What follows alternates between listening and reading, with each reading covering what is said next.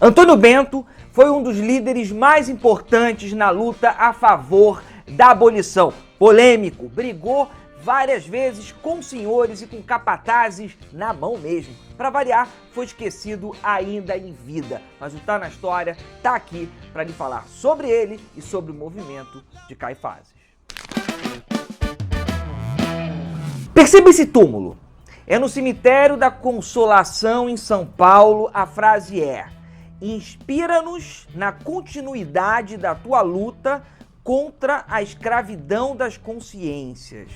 Quem está enterrado aí é Antônio Bento de Souza Castro, uma figura extremamente controversa, polêmica, questionadora. Era um homem rico, advogado, jornalista, juiz, maçom, andava nas rodas mais seletas de São Paulo, foi delegado de polícia e juiz municipal em Atibaia. Que cidade, hein? Que cidade, Atibaia. Nesse período, em Atibaia, sobram acusações, em especial de escravocratas, reclamando das decisões do juiz Antônio Bento.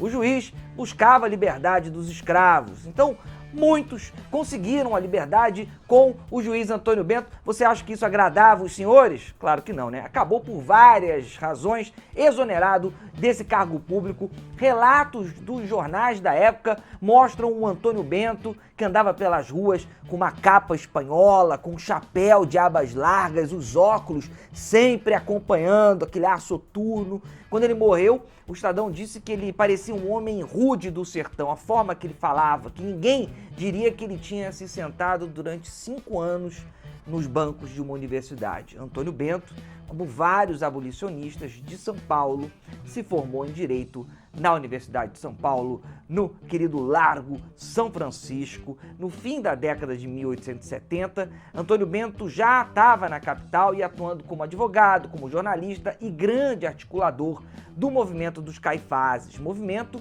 que era formado por outros advogados, ex-escravos, pequenos comerciantes. Essa turma organizava o quê? Fugas coletivas de pessoas escravizadas, conscientizavam politicamente, se juntavam para defender na lei pessoas escravizadas, insuflavam revoltas em senzalas, roubavam pessoas escravizadas para enviarem até o quilombo de Jabaquara, em Santos. Esse quilombo é muito importante na história do Brasil, recebeu mais de 10 mil pessoas escravizadas, agrediam senhores, capitães do mato. Não foram poucas as vezes que os Caifases entraram em conflito com a polícia para liberar pessoas escravizadas, arranjavam aquela confusão. A população, sua grande maioria, apoiava. Antônio Bento, que era um seguidor de Luiz Gama, defendia juridicamente. Ele conseguia a liberdade ou conseguia baixar o preço da liberdade. Pequenos comerciantes e industriais contratavam inúmeros escravos fugidos. Essa é uma das grandes vitórias do movimento de Caifases, essa abertura de mente e essa defesa também econômica. O jornal A Redenção, criado por Antônio Bento, foi uma das vozes intelectuais a favor da abolição. Foi um corajoso jornal, A abolição, como nós sabemos, veio em 13 de maio de 1888 e foi assinado pela Princesa Isabel no Paço Imperial, no Rio de Janeiro. O Antônio Bento morreu 10 anos depois, morreu de tuberculose, praticamente esquecido como vários outros personagens importantes da nossa história. Também sabemos que a escravidão mudou de formato, mas continua viva. Você está acompanhando aí na tela reportagens que trazem números e casos de trabalhos análogos à escravidão. Mas não precisa ir muito longe, não. A cerca de 10 quilômetros de onde Antônio Bento está enterrado, recentemente foi encontrada uma senhora em trabalho análogo à escravidão. Vamos voltar à frase de Antônio Bento: inspira-nos na continuidade da tua luta contra a escravidão das consciências.